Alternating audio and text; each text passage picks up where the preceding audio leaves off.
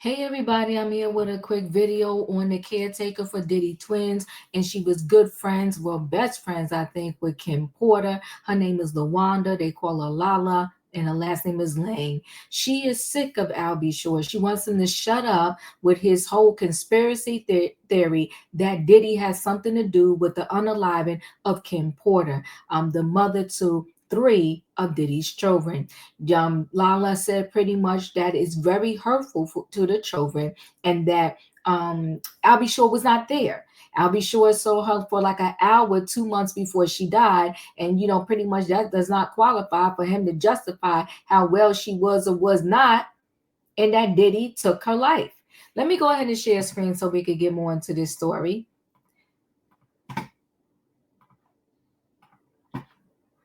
So Lawanda Lala Lane, Albie Shore is spreading misinformation about Kim Porter's death is hurtful to Diddy's kids. Now let's hear her speak and then I'll finish out the story. Be beyond difficult for these twins to kind of hear what they heard, knowing everybody else heard it too, and then they tried to kind of blend in at the prom. So, I mean, I can only imagine how difficult. All his children are very smart and bright kids. These girls make straight A's. We focus on God first. They go to school. They lead a normal life. Kim's family, his family, Kim's closest friends. We keep a close circle. That's their father, and they know their father one way. We deal with it as a family, and we move forward. Our faith. I will say this: she's very level-headed, a really good friend. God, if it, I have very good friends in my life, but she seems like somebody that you really would want in your life as a friend. Because the way she is holding down the twins in Kim's absence and Kim's not being here, it just seems to be amazing. I don't know these people personally. I'm just going by what I see and giving you a diva thought. Let's continue to listen. And God leads us and keeps us going. And it's not a discussion for us around here the way it is for the rest of the world. We really value our family time. We value privacy and keeping all the children focused on just living their life and being normal.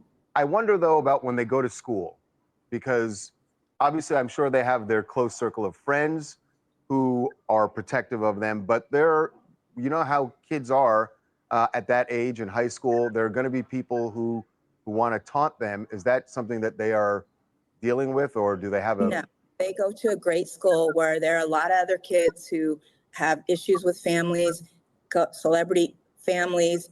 The school is very protective. It has been a blessing. They have been there since kindergarten. A lot of kids, they have grown up since kindergarten. I've been there with them, with their mom. So as a couple other friends, we're very close. So it doesn't affect the way everyone else feels that it has. Is it sad or we're disappointed in things? Yeah, absolutely. But their mother and their dad taught them, you have to keep going, and what we talk about in privacy is, our business. Their relationship with their dad.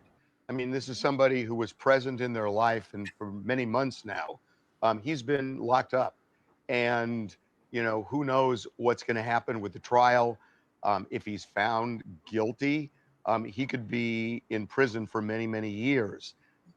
They've already lost their mom. How are they coping with this? Listen, all the children, we have started these process of talks a long, long time ago. So for the rest of the world, this is shocking and upsetting and things like that.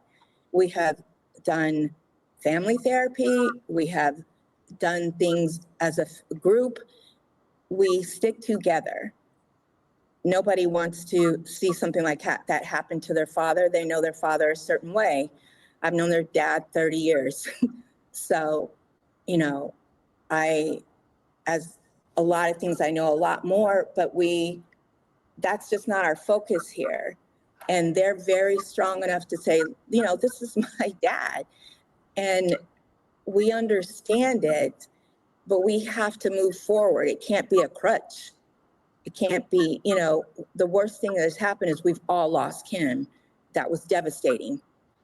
We had to get through that, and we did, all of us together. Al B Shore, right before the trial started, did an interview where he pointed the finger pretty clearly at Diddy, claiming that he had something to do with Kim's death.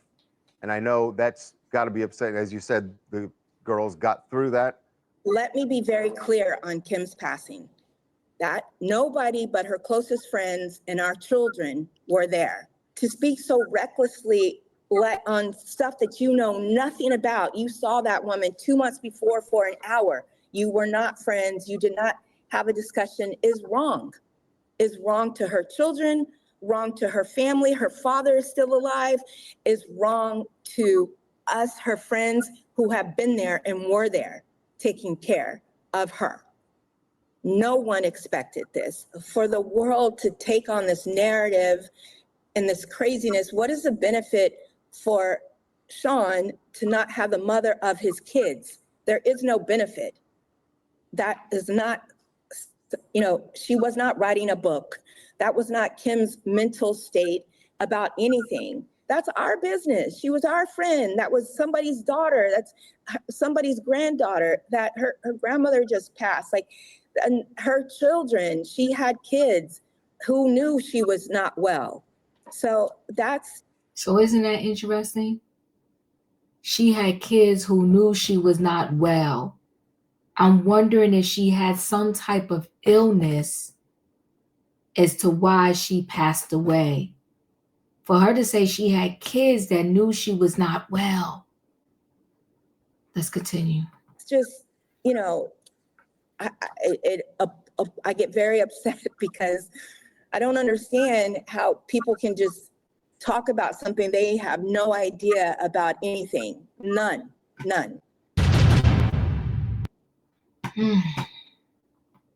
Interesting.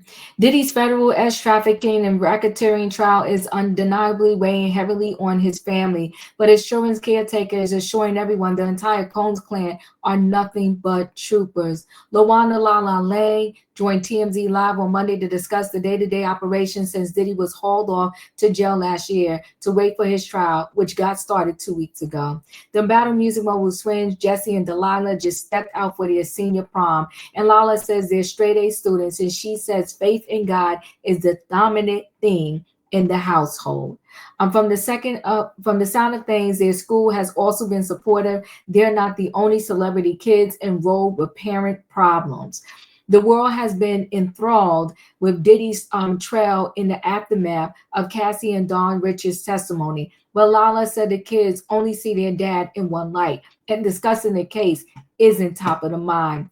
As Kim Porter's BFF, Lala has been closely caring for Diddy's kids since her untimely death in 2018. And one thing she's not going to do is beat around the bush with Al B Shore. The R&B singer who fathered Kim's firstborn son, Quincy, recently gave an interview placing the blame on Diddy. Yet Lala says Al and Kim weren't as close as he's claiming, and says Diddy had nothing to gain from her being dead. She says Al's constant public posturing is harmful to Diddy's children. And she also denied the long-standing rumor that Kim was in the process of writing a tell-all book. Diddy's kids has also echoed the same sentiments. They just want their dad home. Catch the full interview, they said, on TMZ Live. I'll look at the whole interview later. It was very interesting. I feel for the kids, and I said that at the very beginning. If you did not see this Al B Shore interview with Fox 5, he is currently promoting his book. Do You Believe Me Now? I think it's called something like that. He alludes to a lot, but he doesn't give us concrete information to say how he has come to these conclusions that Diddy allegedly unalived Kim Porter and tried to have him unalived also. He doesn't give any concrete information. In this interview, the interviewer asked him, well, what did your doctor say? He didn't respond.